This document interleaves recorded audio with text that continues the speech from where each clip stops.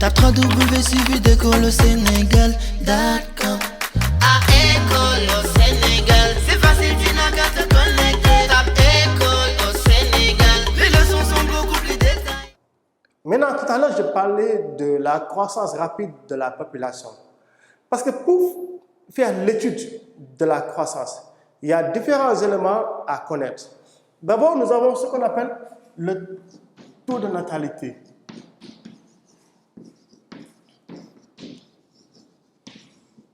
Là, si nous revenons en arrière pour calculer le taux de natalité, nous avons par exemple le nombre de naissances qu'on divise par la population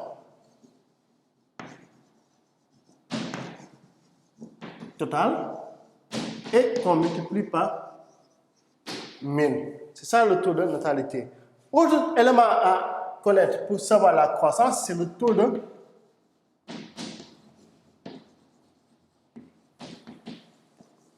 mortalité qui est calculé par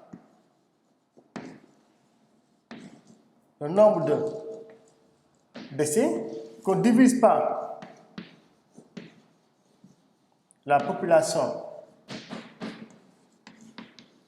totale et qu'on multiplie par 1000. Et c'est ce qui nous permet d'avoir ce qu'on peut appeler le taux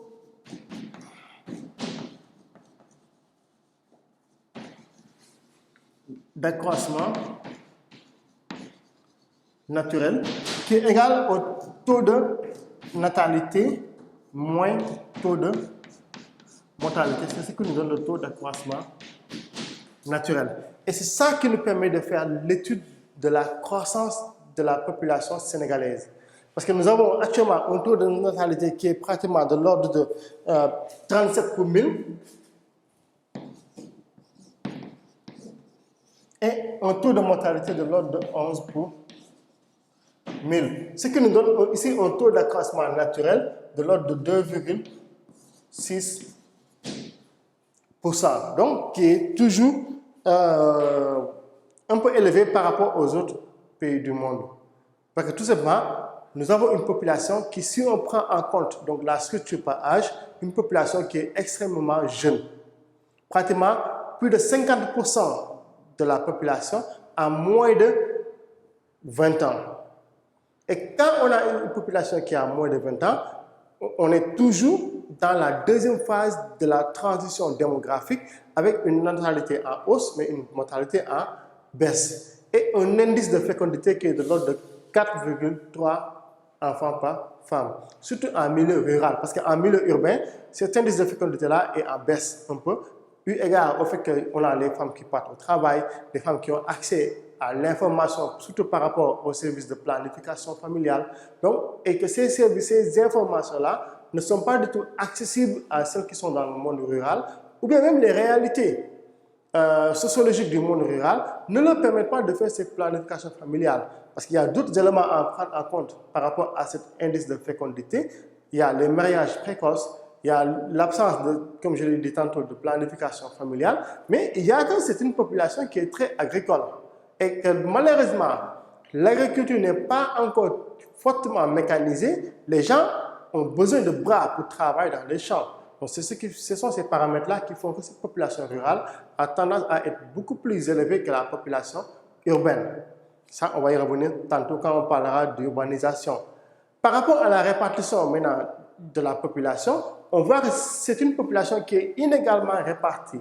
Parce que là, si nous prenons ici rien que la zone de Dakar, Dakar dépasse la moyenne nationale grâce à sa position stratégique sur le plan économique, sur le plan administratif, parce que la majeure partie des institutions sont ici à Dakar.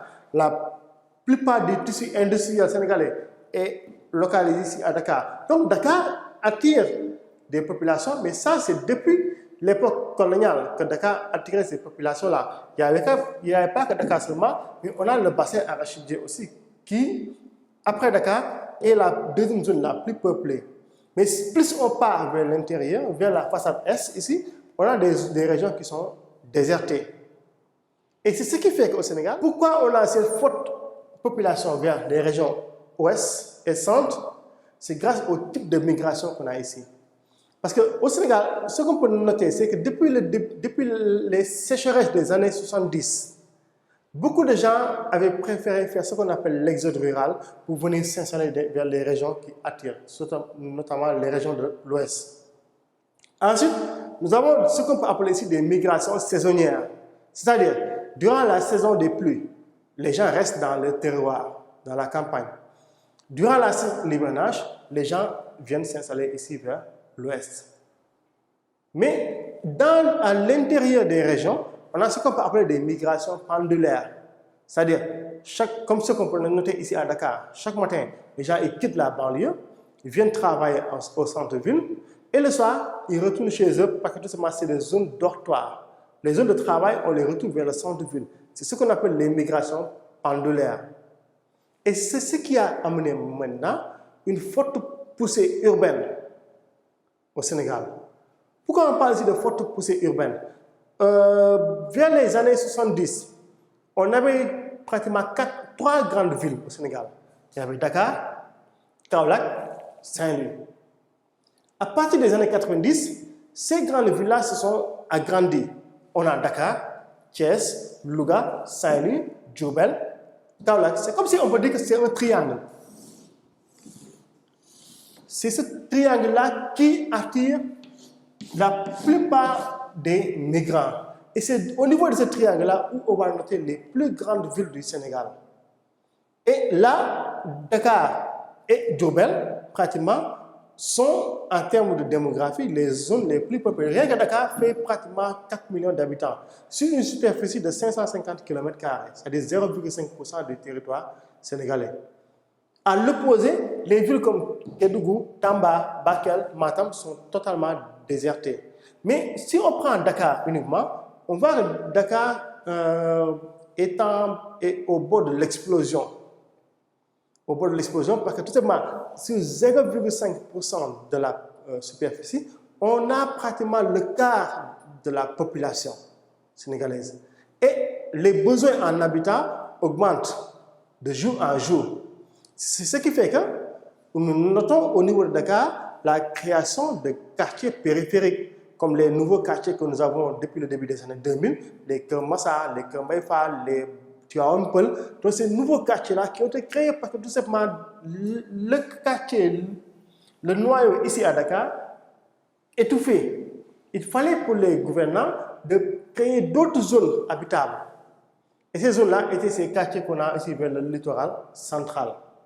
On a eu par exemple, depuis les 2012 par exemple, il y a les nouvelles villes qui sont en train d'être créées, comme Diamniadio, comme le pôle urbain de Diamniadio, le pôle urbain de Daga-Kholba, le pôle urbain de Lac Rose, qui sont des nouveaux pôles urbains pour essayer de désengorger Dakar. Mais sauf que, pratiquement, le paradoxe qu'on a ici à Dakar, il y a des zones habitables, des zones non habitables. Parce qu'il faut se dire une chose, c'est que sur le plan du relief, Dakar est en majeure partie composé de bas-fonds, sauf le plateau et vers le Cap Manuel, qui sont des élévations. Mais à part cela, tout le reste de Dakar est composé de bas-fonds. C'est ce qui a amené même ces dernières années les phénomènes des inondations. Parce que tout simplement, Dakar est comme une cuvette. Et quand on parle de cuvette, forcément, ça se remplit. Et malheureusement, dans certaines zones de Dakar, il y a, avec la poussée démographique qu'on a là-bas, les gens ont tendance à habiter dans les zones non édificantes, c'est-à-dire des zones où la nappe affleure. Parce que tout simplement, les gens n'y pouvaient rien. Il y avait cette forte demande en habitat qui faisait que les gens ont habité là-bas.